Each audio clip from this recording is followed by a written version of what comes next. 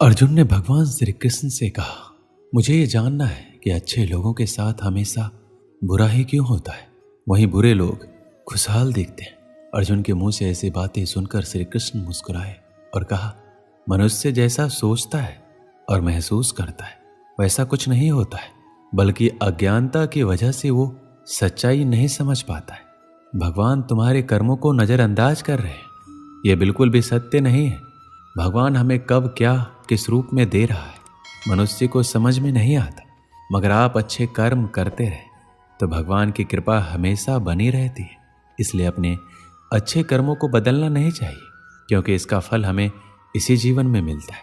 इसलिए मनुष्य का फर्ज है कि वो हमेशा अच्छे कर्म करते रहे, क्योंकि श्री कृष्ण ने गीता में भी बताया है, किसी के द्वारा किया गया कर्म बेकार नहीं जाता, चाहे वो अच्छा हो या बुरा। आप कितने भी अच्छे कर्म कर लो, लेकिन समाज आपके बुरे कार्यों को ही सदैव याद रखता है। इसलिए लोग क्या कहेंगे ये सोचने से बेहतर है कि आप अपना कर्म करें। जन्म लेने वालों के लिए मृत्यु उसी प्रकार निश्चित है जितना कि मरने वालों के लिए जन्म लेना। इसलिए इस विषय पर शोक मनाना व्यर्थ है। गीता में कहा गया है, जो इंसान किसी की कमी को पूरा करता है वही सही अर्थों में महान होता है। तुम्हारे साथ जो हुआ वह अच्छा हुआ, जो हो रहा है वो भी अच्छा है, और जो होगा वो भी अच्छा होगा। गीता के अनुसार जिंदगी में हम कितने सही हैं और कितने गलत हैं ये केवल दो लोग ही जानते हैं, एक परमात्मा और एक दूसरी अंतरात्मा। जब तक शरीर है तब तक कमजोरियां तो रहेगी ही, इसलिए कमजोरियों की चिंता छोड़ो और जो सही कर्म है उस पर अपना ध्यान लगाओ। श्री कृष्ण अर्जुन से कहते हैं, तुम भला क्यों रोते हो? तुमने जो खोया क्या वह तुमने पैदा किया था? आज जो तुम्हारा है वह कल किसी और का होगा, क्योंकि परिवर्तन ही संसार का नियम है। किसी का अच्छा ना कर सको तो बुरा भी मत करना, क्योंकि दुनिया कमजोर है लेकिन दुनिया बनाने वाला नहीं। यदि कोई व्यक्ति विश्वास के साथ इच्छित वस्तु को लेकर नित्य चिंतन करता है तो वह जो चाहे वह बन सकता है। सच्चा धर्म यह है कि जिन बातों को इंसान अपने लिए अच्छा नहीं समझता उन्हें दूसरों के लिए भी प्रयोग ना करे। कोई भी व्यक्ति अपने विश्वास से बनता है, वह जैसा विश्वास करता है उसी अनुरूप बन जाता है। मन अशांत है और उसे नियंत्रित करना कठिन है, लेकिन अभ्यास से इसे वश में किया जा सकता है। मेरे लिए समस्त प्राणी समान है, ना कोई मुझे अत्यधिक प्रिय है ना ही कम, लेकिन जो मेरी भक्ति पूरे मन से करते हैं मैं सदैव आवश्यकता पड़ने पर उनके काम आता हूँ। मन की शांति से बढ़कर इस संसार में कोई भी संपत्ति नहीं है। जो मनुष्य फल की इच्छा का त्याग करके केवल कर्म पर ध्यान देता है वह अवश्य ही जीवन में सफल होता है। जो व्यक्ति क्रोध करता है उसके मन में भ्रम पैदा होता है, जिससे उसका बौद्धिक तर्क नष्ट हो जाता है और तभी व्यक्ति का धीरे धीरे पतन होने लगता है। जब इंसान की जरूरत बदल जाती है तब इंसान के बात करने का तरीका बदल जाता है। जीवन में सफलता का ताला दो चाबियों से खुलता है, एक कठिन परिश्रम और दूसरा दृढ़ संकल्प। कठिन परिश्रम से बचने के लिए व्यक्ति को भाग्य और ईश्वर का इच्छा जैसे बहानों के बजाय चुनौतियों का सामना करना चाहिए। गीता में कहा गया है, कोई भी अपने कर्म से भाग नहीं सकता, कर्म का फल तो भुगतना ही पड़ता है। मनुष्य को अपने कर्मों के अच्छे और बुरे फल के विषय में सदैव सोचकर चिंताग्रस्त नहीं होना चाहिए। जो मनुष्य प्रतिदिन खाने, सोने और आमोद प्रमोद के कार्यों में लिप्त रहता है वह नियमित तौर पर योगाभ्यास करके समस्त क्लेशों से छुटकारा पा सकता है। जब इंसान अपने काम में आनंद खोज लेते हैं तब वह पूर्णता प्राप्त करते हैं।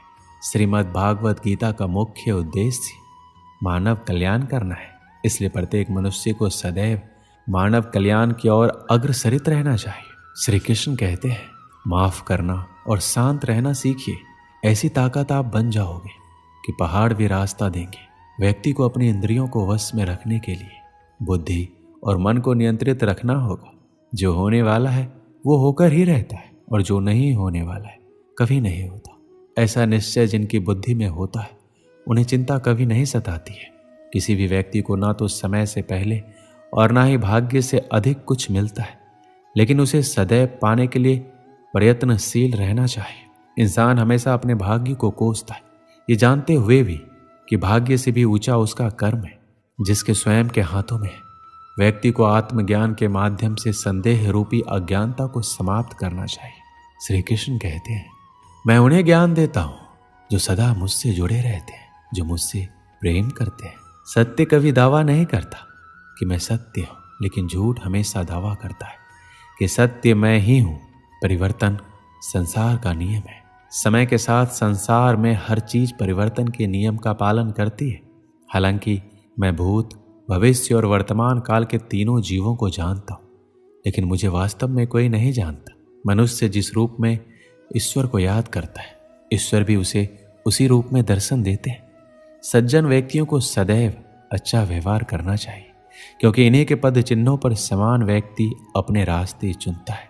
जो मनुष्य जिस देवता की विश्वास के साथ भक्ति करता है, मैं उस व्यक्ति को उसी देवता में दृढ़ता बढ़ा देता हूँ। सभी काम छोड़कर बस भगवान में पूर्ण रूप से समर्पित हो जाओ। मैं तुम्हें सभी पापों से मुक्त कर दूंगा। मैं सभी प्राणियों के हृदय में विद्वान हूँ। जो व्यक्ति मृत्यु के दौरान मेरा नाम लेता है, वह सदैव मेरे ही धाम को प्राप्त होता है। तुम बिना किसी कारण के चिंता करते हो और बेवजह घबराते हो। तुम तो आत्मा हो, जिसे ना तो कोई मार सकता है और ना ही जला सकता है। यही जीवन की सच्चाई है, जिसे प्रत्येक व्यक्ति को जानना चाहिए। ना तो ये शरीर तुम्हारा है, ना ही तुम इस शरीर के मालिक हो। ये शरीर 5 तत्वों से बना है, आग, जल, वायु, पृथ्वी और आकाश। एक दिन ये शरीर इन्हीं 5 तत्वों में विलीन हो जाएगा। श्री कृष्ण कहते हैं, जीवन में समय चाहे जैसा भी हो, अपनों का साथ बड़ा आवश्यक होता है। सुख हो तो बढ़ जाता है, दुख हो तो बढ़ जाता है। अपनों के साथ समय कब बीत जाता है पता भी नहीं चलता। किंतु सोचिए, यदि आपको ऐसे किसी स्थान पर छोड़ दिया जाए जहां आप जान धरा रह गया। जान बचाने के लिए वह मदद की गुहार करने लगा। तब नाविक ने उसे बचाया और किनारे पर पहुंचाया। पंडित का अभिमान चूर चूर हो चुका था। वह समझ चुका था कि अपने ज्ञान पर अभिमान नहीं करना चाहिए। इस कहानी से हमें क्या सीख मिलती? हर व्यक्ति की विभिन्न गुण होते हैं जो उनके व्यक्तित्व को आकार देते हैं। ये गुण संयमित, दयालुता, संवेदनशीलता, उद्यमिता, सामर्थ्य, आत्मनियंत्रण आदि होते हैं। हर स्थिति में व्यक्ति को अपने गुणों का सही उपयोग करना चाहिए। यदि व्यक्ति अपने गुणों का सही उपयोग करता है तो उसे आत्म संतुलन, सम्मान और सफलता मिलती है। हालांकि व्यक्ति अपने गुणों पर अधिक अभिमान करता है और उन्हें उच्चता के रूप में देखता है, तो यह सब उसके लिए हानिकारक होता है। अधिक अभिमान उसके विचारों और व्यवहार में अभिमान पैदा करता है, जो समाज में सामाजिक संबंधों को अशक्त बनाता है। हर व्यक्ति में कोई ना कोई गुण अवश्य होता है, परिस्थिति के अनुसार वह गुण काम आता है। इसलिए अपने गुण का अभिमान नहीं करना चाहिए। दोस्तों, इस वीडियो में बस इतना ही। मिलते हैं अगली वीडियो में। अपना ख्याल रखिएगा। जय श्री कृष्ण।